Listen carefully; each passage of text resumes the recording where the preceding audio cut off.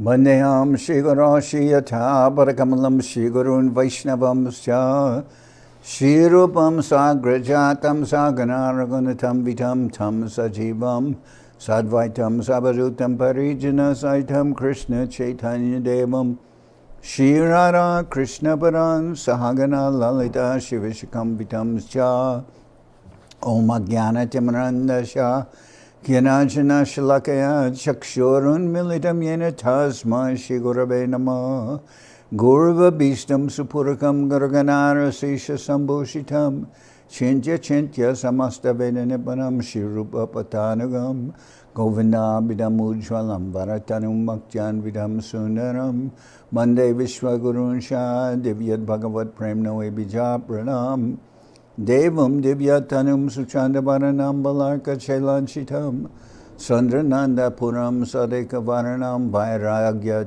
Vidyambudim Sri Siddhanta Nidhim Subhakti Lasitam Saraswatanam Baram Mandetam Shubharam Madeka Sharanam Nyashishwara Shridaram Manshakapatarubhyasya Kripa Sindhubhyevacha Patitanam Pavanibhyo Vaishnavebhyo Namo Namah Namo Mahamaranyaya Krishna Prema Pradayate Krishnaya Krishna Chaitanya Namane Gauratavishe Namah. So we're reading from Sri Chaitanya Bhagawat by Srila Vrindaban Das Thakur.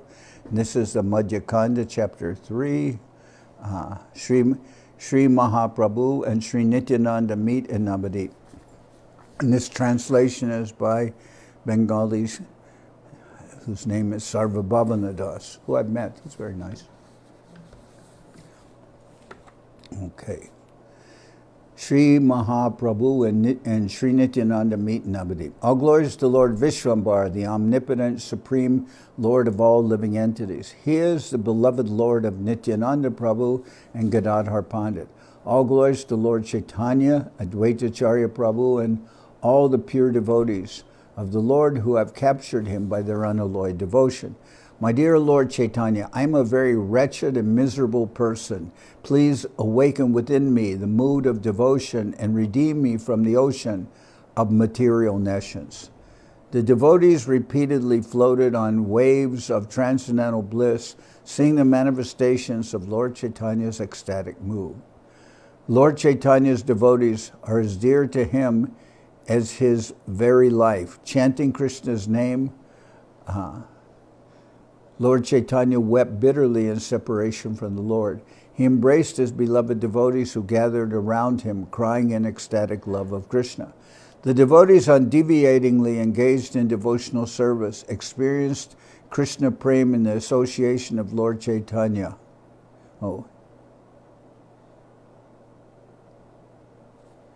Even stone-like hearts would melt at the sight of the Lord's ecstatic manifestations. The devotees found no more interest in wealth, family, and children. Day and night they remained by the side of the Lord, chanting Krishna's name. Sri Gaurachandra became absolutely absorbed in love of Krishna. He exhibited different devotional moods, finding inspiration from the topics the devotees discussed. In the devotional mellow of servitude, he would cry for hours as if Mother Ganga had descended through his eyes. Then, in a jolly mood, he would laugh for hours. When he fell unconscious, he remained without breath for several hours.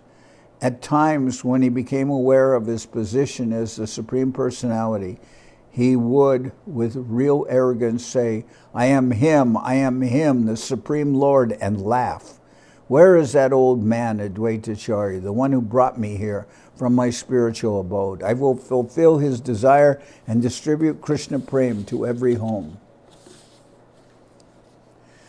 The next moment the Lord would cry out, O Krishna, O my beloved Lord, and weeping he would tie his feet with his long curly tresses. Once he repeated a shloka from the Srimad Bhagavatam spoken by Akrura as he came to take Krishna and Balaram away to Mathura. He fell to the ground like a stick, offering his obeisances as if he were a Akrura.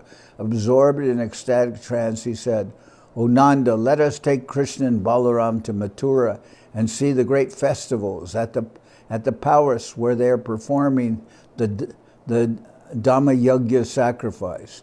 In this way, Lord Chaitanya exhibited so many ecstatic moods. This gave unlimited bliss to all the devotees present there.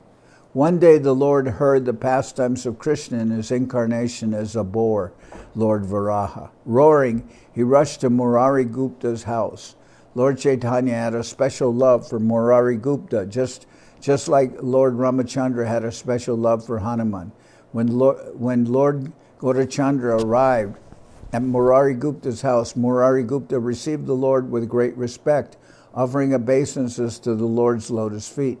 The Lord hurried past him shouting, "Varaha! Varaha!" Murari Gupta was left dumbfounded, looking all around him. The Lord entered the temple room of Lord Vishnu and saw a beautiful water pot standing in the corner. Just at that moment, the Lord took the form of Lord Varaha. Absorbed in this mood, he lifted the water pot with his tusks, and roaring loudly like a boar, he stood there with his 4 hooves. The Lord ordered Murari Gupta, "Offer prayers to me, Murari." Murari remained dumbfounded. Amazed by this extraordinary sight, no words came to his mouth. The Lord then said, "Speak up, Murari, speak up. You do not have to fear. Don't you know my supreme identity?" Trembling with fear, Murari pleaded with the Lord, saying, "O Lord, only you yourself know how to glorify yourself and offer prayers. Lord Anantasesha, who holds the entire creation upon just one of his hoods, has manifested 1,000 mouths to glorify you, yet he laments that he cannot find the limits of your glories. Who is more capable than Anantasesha to glorify you? The entire material universe follows the instructions of the Vedas, yet these very Vedas are unable to fully reveal your transcendental absolute nature. We have heard that there are an unlimited number of universes in this material creation, and that they all emanate from the pores of your transcendental body. You are the fully independent supreme autocrat, and you are always blissful. How is it possible for the limited Vedic literature to describe the pastimes which you perform according to your own sweet will? Therefore, O Lord, only you know yourself fully, and others can know you only if you reveal yourself to them through your causeless mercy. What ability do I possess to offer you prayers and glorify you?" Saying this, Murari Gupta fell flat upon the floor, offering obeisances to the Lord. Lord Varaha was pleased with Murari Gupta's words. Then, expressing anger at the Vedic literatures, he spoke aloud. "The Vedas have the audacity to say that I have no hands, no legs, no mouth, and no eyes. There is a mischievous sannyasi living in Kashi who teaches this to his students. That rascal tries to mutilate my transcendental form. He studies the Vedas and teaches others, but he does not accept my transcendental form. As a result of such blasphemy, he has been attacked by the dreaded disease leprosy, but he cannot understand the reason for this affliction. I am the Lord of all sacrifices, the Supreme Lord Vishnu. There are no imperfections in my transcendental form. Lord Brahma and Lord Shiva are always engaged in glorifying my supreme transcendental position in nature. A mere touch of my body can spiritualize and purify everything. Yet that rascal is so insolent that he proclaims that my transcendental form is non-existent. Carefully hear my opinion, Murari Gupta. I will reveal to you that which is unmanifest even by the Vedas. I accepted the incarnation of Varaha to lift the material world out of the waters of nescience. Know me to be the ultimate goal of the Vedas. The purpose of my present incarnation is to propagate the congregational chanting of the holy names of Krishna. In this incarnation, as in other incarnations, I will annihilate the miscreants for the protection and pleasure of my devotees. I cannot tolerate my devotees being threatened and tortured. I will even kill my own son to protect my beloved devotees. This is not a lie, Murari. Listen attentively. In my boar incarnation, when I lifted the earth, Mother Earth became impregnated by my touch. She gave birth to my son named Naraka, who was very strong and powerful. I gave my son all religious instructions. He became a very powerful king and dutifully protected the demigods, brahmanas, spiritual masters, and the devotees. However, the hand of destiny changed everything. Due to the influence and bad association of King Bana, he became a criminal and was cruel to the devotees. Any aggression or violence toward my devotees is fully intolerable to me. So I killed my son to protect my devotees. I'm revealing all these confidential matters to you because you've been serving me for many births. Murari Gupta was overwhelmed by the Lord's presence and narration, and he wept with joy. All glories to Sri Gaurachandra and Sri Murari Gupta. All glories to Lord Varahadev, the protector of his devotees. In this way, Lord Chaitanya went to the homes of all his devotees and by his causeless mercy revealed his real supreme identity to them. The devotees and servants recognized their Supreme Lord and their hearts were filled with ecstatic bliss. They now became fearless and did not care for the atheists. They went everywhere in all public places and chanted Krishna's name loudly. Day and night the devotees spent their time with the Lord chanting and singing Lord Krishna's holy name. Only Lord Nityananda Prabhu was missing, and this saddened Lord Gaurachandra. Lord Vishwambar was constantly thinking about Lord Nityananda. His separation became unbearable to the Lord. Lord Vishwambar knew Lord Nityananda to be the Supreme Lord Ananta Vasudeva. I shall take this time to describe some transcendental facts about Lord Nityananda's birth, activities, and so on.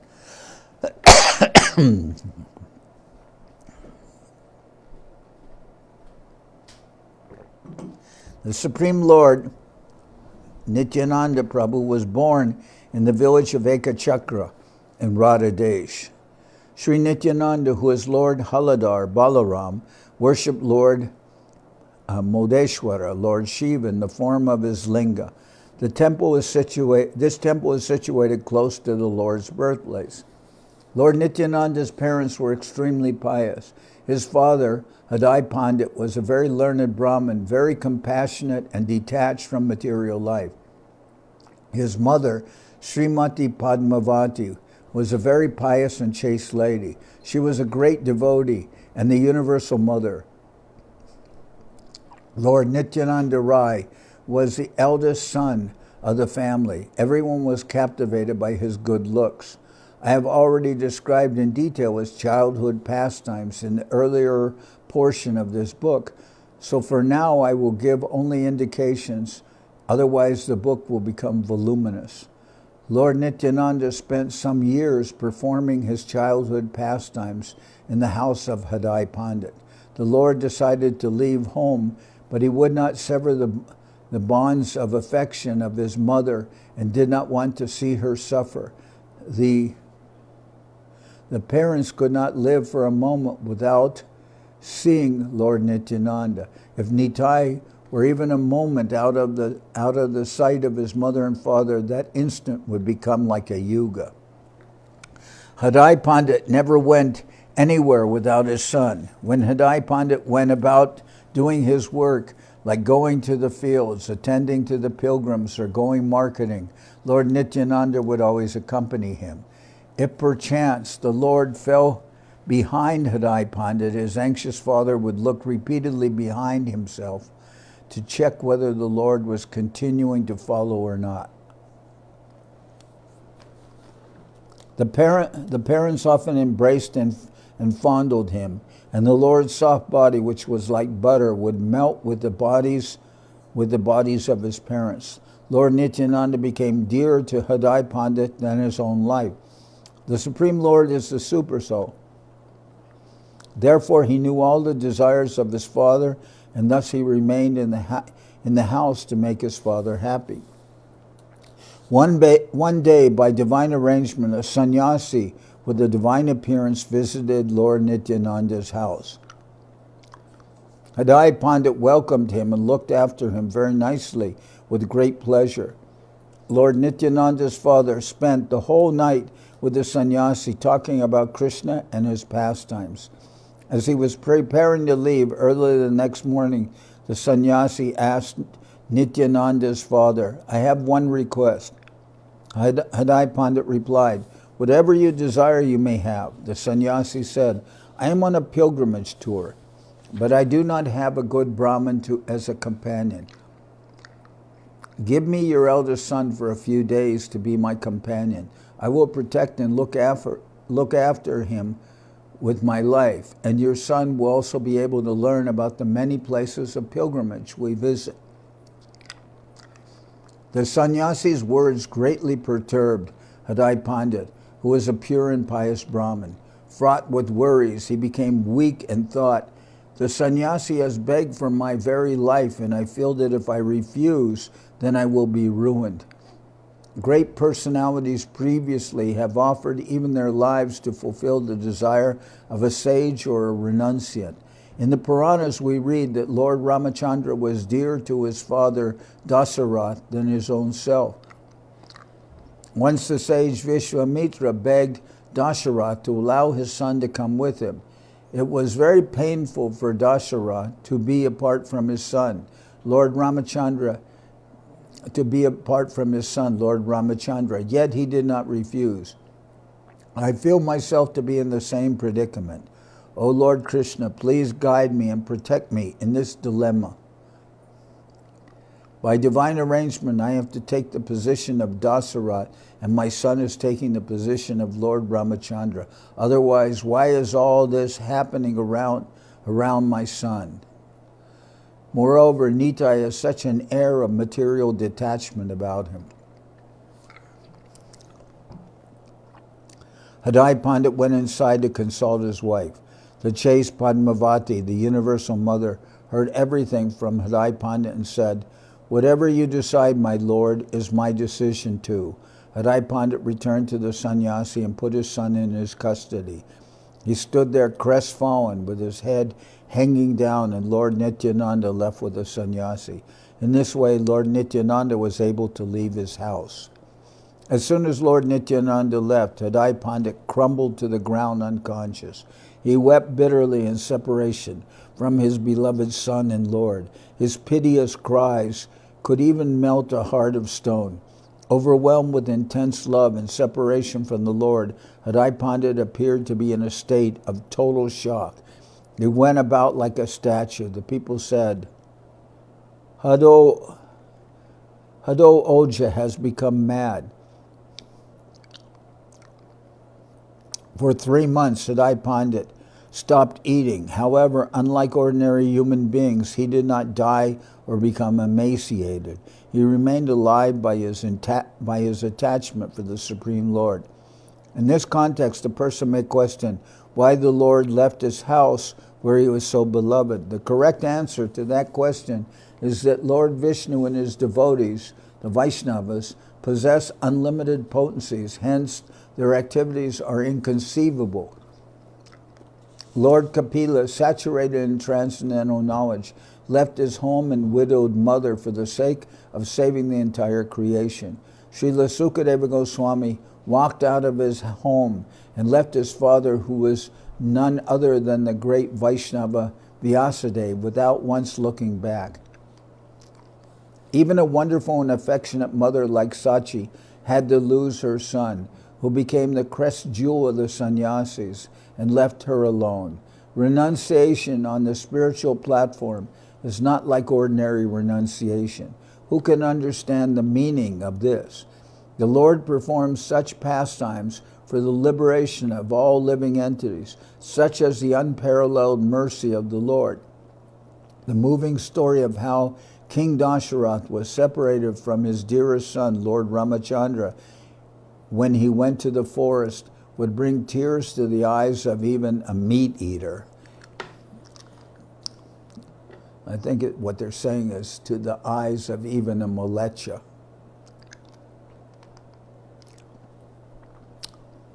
No. In India, the term, because sometimes they translate it as meat eater.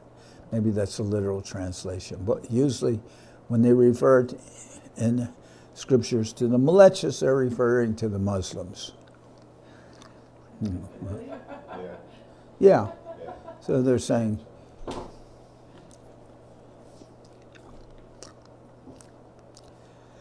when he went to the forest, so that is the moving story of how King Dashara was separated from his dearest son, Lord Ramachandra, when he went to the forest, would bring tears to the eyes of even a meat eater. After leaving his home, Lord Nityananda traveled, carefree and happy, to many places of pilgrimage. He visited Gaya, Kashi, Prayag, Mathura, Dwarka, Badrika Ashrama, and many more places. He visited the birthplace of Lord Buddha, and from there he went to the cave of Vyasadeva. In the south, he visited the temple of Lord Ranganath at the tip of India, where Lord Ramachandra had built the bridge to cross to Sri Lanka. Then he went to the Malaya hills. He traveled through lonely forests fearlessly. He also visited Gomati, Gandaki, Saryu, and Kaveri, Ayodhya, Dandakaranya, Trimala, Venkatanatha, Sapta Godavari, the abode of Lord Shiva. In Kanyakumari, he visited the temple. Then he visited the river Mahishmati, Malatirtha, and Haridwar, where the Ganga had descended in ancient times. His travels finally brought him to Mathura. He visited Gokula, the place where he had appeared in his previous incarnation as Lord Balaram. He roared with ecstatic emotions, but no one could recognize him as the original Lord Anantasesha.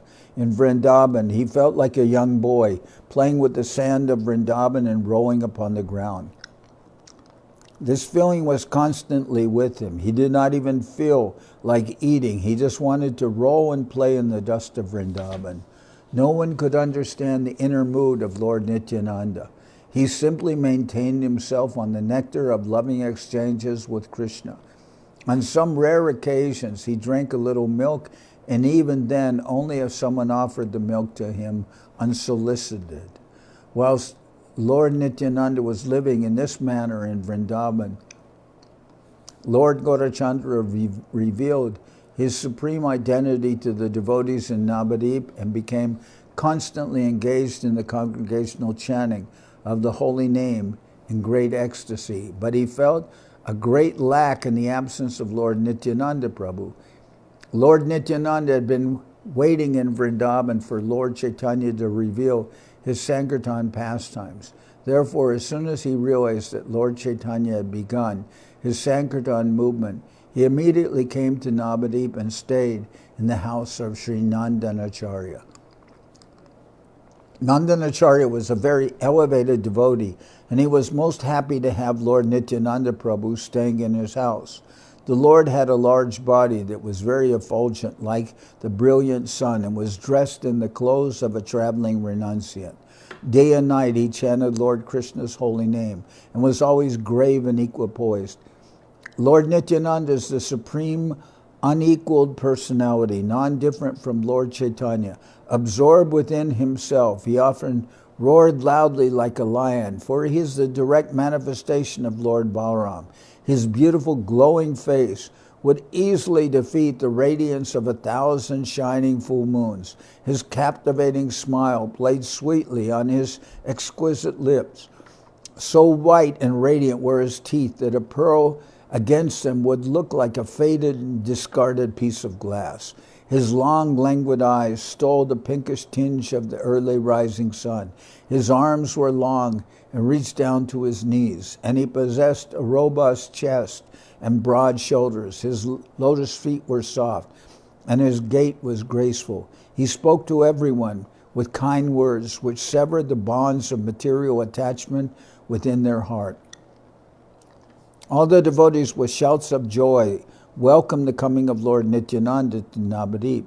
Who can describe the unlimited qualities of Lord Nityananda Prabhu, the one who had the potency to break the sannyas stick of Lord Chaitanya, or the sannyas danda?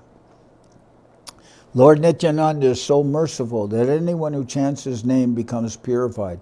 Even a gross materialist, an ignorant or fallen person, can cross over the ocean of material nescience if he simply chants Lord Nityananda's name. His holy name is capable of purifying the entire material creation. Nandanacharya Prabhu was more than happy to have Lord Nityananda Prabhu stay in his house, and he looked after him with great care. Whoever hears Lord Nityananda's pastimes of coming to Navadvip will be blessed with Krishna Prema.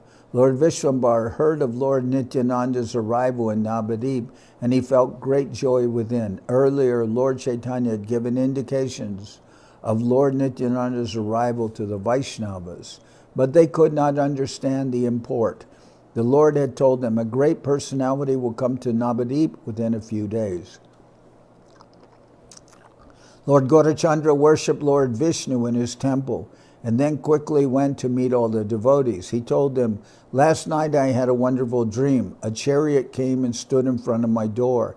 The chariot's flag had a palm leaf drawn on it. This chariot was meant to carry one from this temporary material existence to the absolute reality.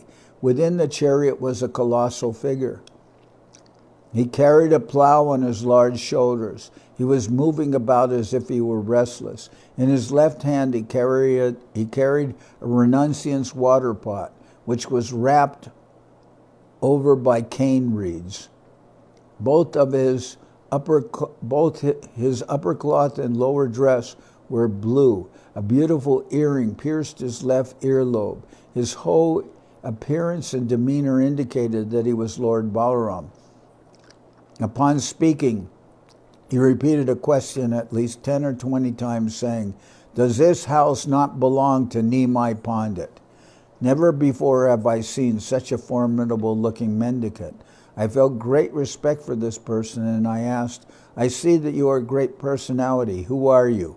Smiling, he replied, 'I am your brother. Tomorrow we shall get to know each other.' His words increased my delight, and I began to feel that he and I were the same person. In the middle of the narration, the Lord went into an ecstatic trance, and entering into the mood of Lord Balaram, he began to roar and shout loudly, 'Bring me wine, bring me wine.'" I think they're referring to the Varuni, but we'll see. His thundering voice seemed to burst the eardrums. Srivas Pandit said, "Listen, dear Lord, the wine that you desire is to be received from only you. Therefore, mercifully distribute your wine so that you and all may partake of its ecstasy." Of course, we're not drinking wine, but this is not referring to wine. The devotees, a little afraid and trembling at the seemingly uncontrolled mood of the Lord, stayed at a distance from the Lord, thinking to themselves, "Certainly, there must be a great reason for this manifestation." With red eyes, the Lord recited small lyrical poems and ballads. Smiling, he softly and rhythmically swayed his body like Lord Shankarshan Balaram. After a while, the Lord returned to his normal self. Then Murari Gupta, the beloved devotee and friend of Lord Ramachandra, began to explain the inner meaning of the Lord's dream. "My feeling is that your dream indicates that a great personality has come to Navadvip. A few days earlier, you have already said that soon we would all meet a great personality." The Lord then said to Srila Haridas Thakur and to Srivas Pandit, Go and discover this great personality." On the order of Lord Chaitanya, the two great spiritual stalwarts left and roamed about Navadvip searching. On the way, they discussed, "Maybe Shankarshan Balaram has come himself." They went about looking everywhere with great happiness, but could not find a single trace of the person they were looking for. After 9 hours of intensive searching, they returned. They humbly submitted their report to the Lord. "We could not find him anywhere. We looked everywhere. We went to the Vaishnavas, spoke to sannyasis, and visited all the householders. We even went to the houses of atheists and Mayavadis. Nevertheless, we were unsuccessful. We looked in every house in Navadvip. The only houses we did not see were the ones on the outskirts of Navadvip. Lord Gaurachandra smiled, indicating that Lord Nityananda was a very mysterious personality. In the Lord's present incarnation as Sri Krishna Chaitanya, some people want to glorify Lord Chaitanya but refuse to glorify Lord Nityananda Prabhu. Such a grievous sin is similar to worshipping Lord Krishna Govinda but not respecting Lord Shiva Shankara. Such an abominable person will surely be condemned to eternal hellish sufferings. Lord Nityananda's incarnation is very mysterious and confidential. It is impossible for anyone to see him unless and until Lord Chaitanya himself reveals this secret. The spiritual progress of anyone who disrespects Lord Nityananda in ignorance of his sublime transcendental position sublime transcendental position is inevitably ruined, even if such a blasphemer has superficially attained devotional service to Lord Sri Vishnu. Unalloyed devotees such as Srivas Pandit and Haridas Thakur are fully realized in such esoteric understandings, yet for some mysterious reason they could not find Nityananda Prabhu. Then Lord Chaitanya, laughing mildly, said, "Come with me and let us go find him." All the devotees became very jubilant and chanted Jai Shri Krishna as they accompanied the Lord. The Lord took all the Vaishnavas directly to the house of Nandanacharya. Inside the house, they saw a great personality, effulgent like a million suns. Without proper spiritual vision, one cannot see Lord Nityananda. A sweet smile played upon his lips. He was blissfully absorbed in meditation upon Sri Chaitanya Mahaprabhu. Seeing the towering spiritual stalwart, Lord Vishwambar, along with all the devotees, offered their prostrated obeisances. They arose respectfully and looked upon Sri Nityananda with great awe and reverence. Without speaking a word, Lord Vishwambar stood at the head of all the Vaishnavas, directly in front of Lord Nityananda, who immediately recognized Lord Vishwambar as the beloved Lord of his heart. Lord Vishwambar was looking so beautiful, even more beautiful than Cupid himself. A fragrant flower garland hung around his neck. His face was decorated with sandalwood paste, and he had nice fine clothes. What is glittering gold next to the Lord's aura? The full moon has lost interest in her own beauty, and she yearns to see the glowing face of the Lord. How enchanting they look, Nityananda and Lord Gauranga, as they roam about Navadvip with the devotees chanting the holy name of Hari. What is the luster and value of pearls next to the teeth of the Lord? One is sure to lose his mind at the sight of the Lord's beautiful cascading black hair, which is tied in a top knot. Next to the pinkish, graceful lotus eyes of the Lord, the beauty of all other lotuses look faded and seem to disappear. His long hands extend down to his knees, and the thin line of his Brahman thread hangs loosely across his broad and expansive chest. A thin and perfect tilak decorates his broad forehead. Without any jewelry or ornaments, every limb of his beautiful body looks exquisite and captivating. Whence goes the brilliance of millions of precious gems compared to his dazzling nails? What use do I have for ambrosia when I see the sweet smile playing upon my Lord's lips? Lord Sri Krishna Chaitanya and Lord Nityananda Prabhu are my life and soul. I, Vrindaban Das, humbly offer this song at their lotus feet. So that's the end of the chapter. So,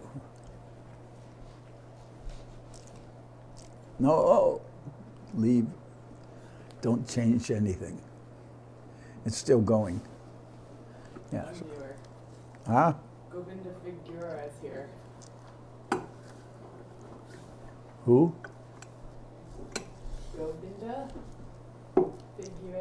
Okay.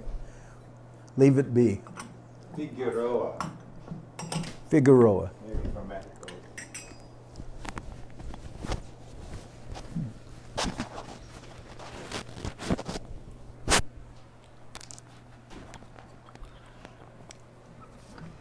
Maybe from Mexico, but maybe from Figueroa Boulevard in Los Angeles. Or Figueroa Mountain in Santa Barbara. All right.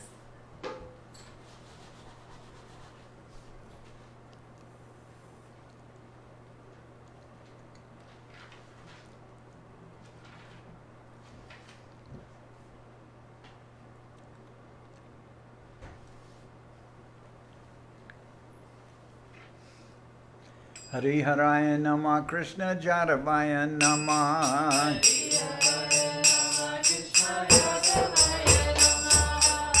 Jadavaya Madhavaya Keshavaya Nama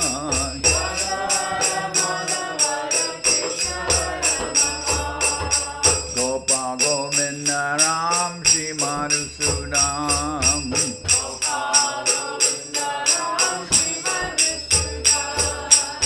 Giridhari Gopinatha Marana Mohan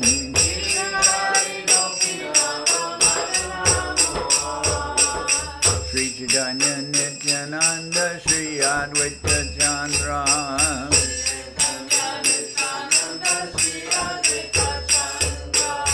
Gadadhara Shiva Sari Gaura Bhakta Vrinda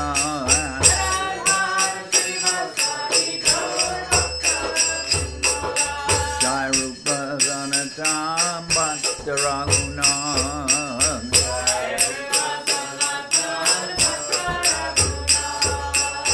Sri Jiva Gopala Bhatta Dasa Raghunam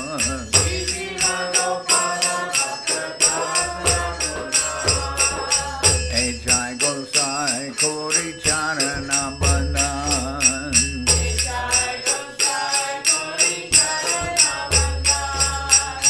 Jaoite Vignana Shamista Puran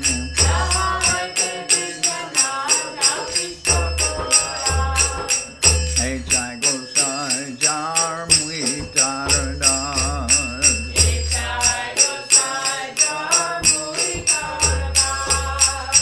Dasabar Pada Renu Mora Panchagan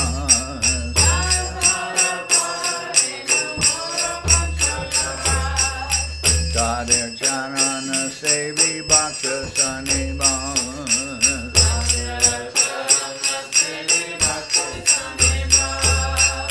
Janame More Abhilas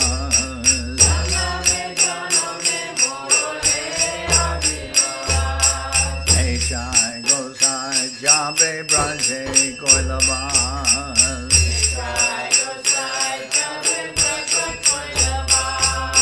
Radha Krishna Nitya Lila Korila Pragat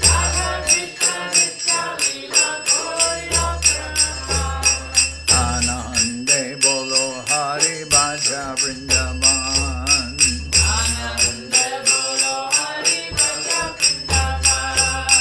Shri Guru Vaishnava Pade Majayaman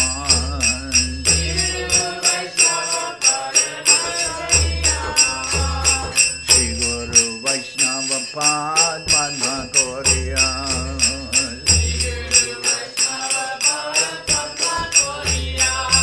Harinam Sankirtana Kohe Naratamudam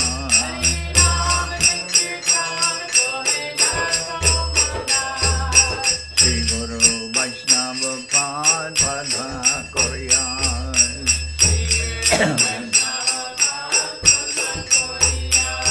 Harinam Sankirtana Kohe Naratamudam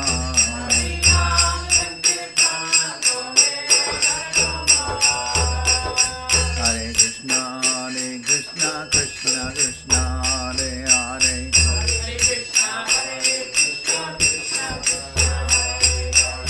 Hare Rama, Rama Rama, Hare Hare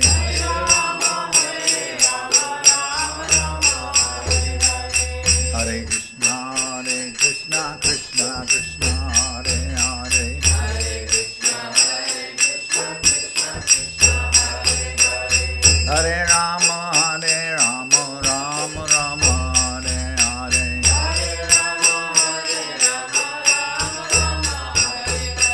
Krishna Krishna, Hare Hare. Rama Rama, Hare Hare. Hare Krishna, Krishna Krishna, Hare Hare.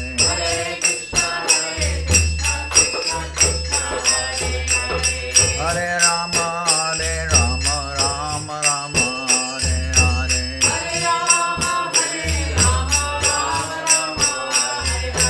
Krishna Krishna, Hare Hare. Hare Krishna, Krishna Krishna, Hare Hare.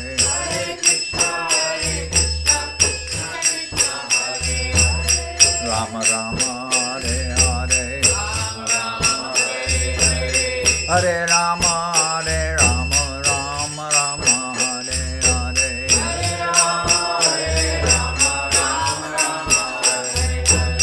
Hare Krishna, Krishna Krishna, Hare Hare.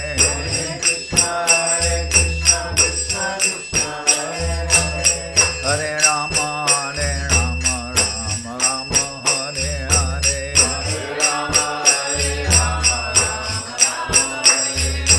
Hare Krishna, Krishna Krishna, Hare Hare.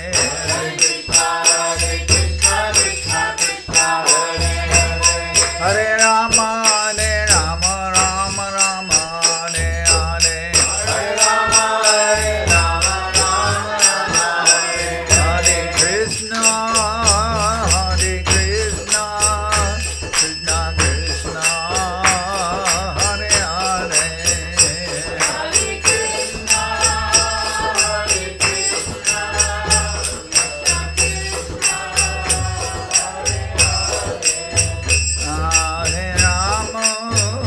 Hare Rama, Rama Rama, Hare Hare.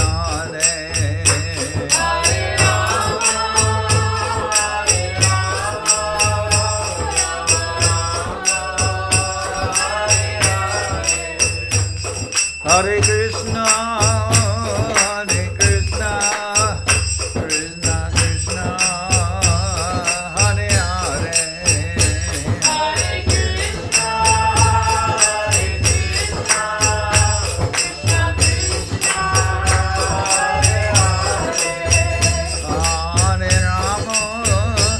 Hare Rama, Rama Rama, Hare Hare.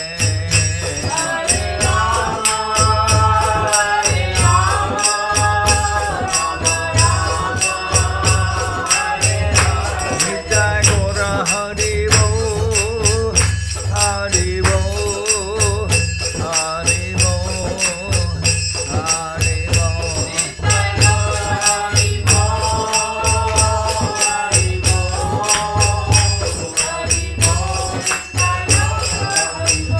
Nitai Gora Hari Bo, Hari Bo, Hari Bo, Hari Bo.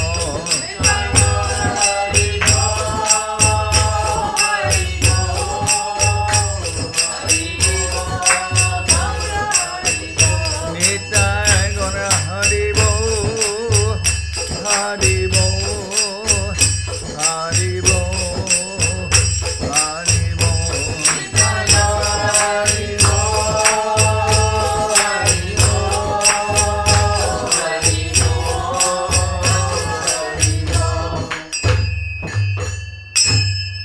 Jai Saparikara Shishi Guru Guranga Gandharvika Giridhara Ju Ki Jai.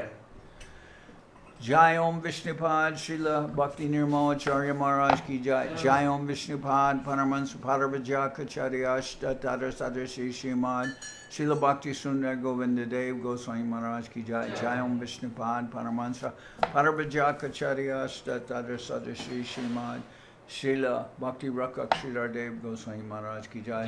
Jai Bhagavan Srila Bhakti Siddhanta Saraswati Goswami Thakur ki jai. Jai Om Vishnupad Srila Gaur Kishore Das Babaji Maharaj ki jai. Jai Om Vishnupad Srila Satchidananda Bhakti Vinod Thakur ki jai.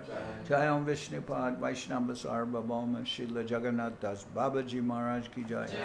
Rupanuga Guru Varga ki jai. Namacharya Srila Haridas Thakur ki jai. Shri Rupa Sanatana Bhakta Raghunath, Shri Shiva Gopal Bhattadasha Raghunath, Shad Goswami Prabhu ki jai. Prem se go Shri Krishna Chaitanya, Prabhu Nityananda, Shri Advaita Gadadhar Shivasadi, Shri Gaura Bhakta Vrinda ki jai. Vishvavaranya Srila Bhakti Vedanta Swami Maharaj Prabhupada ki jai, Ananta Koti Vaishnava Vrinda ki jai, Shri Navadvip Dham ki jai, Shri Ram Mayapur ki jai, Saparshada Shri Nityananda Prabhu ki jai, Saparshada Shriman Mahaprabhu ki jai, Shri Koladvip ki jai, Shri Chaitanya Saraswat Mat ki jai, Soquel Shri Chaitanya Saraswat Seva Ashram ki jai, Ganga Devi ki jai, Tulasi Madharani ki jai, Bhakti Devi ki jai, Shri Vrindaban Dham ki jai, Shri Radha Krishna Go Gopi Govardhan Sham Kun Radha Kunda Kalindi Yamuna Ju ki jai, Shri Purushottam Dham ki jai, Baladev Subhadra Jagannath Ju ki jai, Bhakti Vigna Vinashaya Shri Nrsingadev ki jai, Bhakta Prabhara Shri Prahlad Maharaj ki jai, Samaveda Bhakta Vrinda ki jai, Shri Harinam Sankirtan ki jai, Sripad Bhakti Sudhir Goswami Maharaj ki jai, Shri Vishaka Devi Dasi ki jai. Gaur Premanande Hari Hari Bol.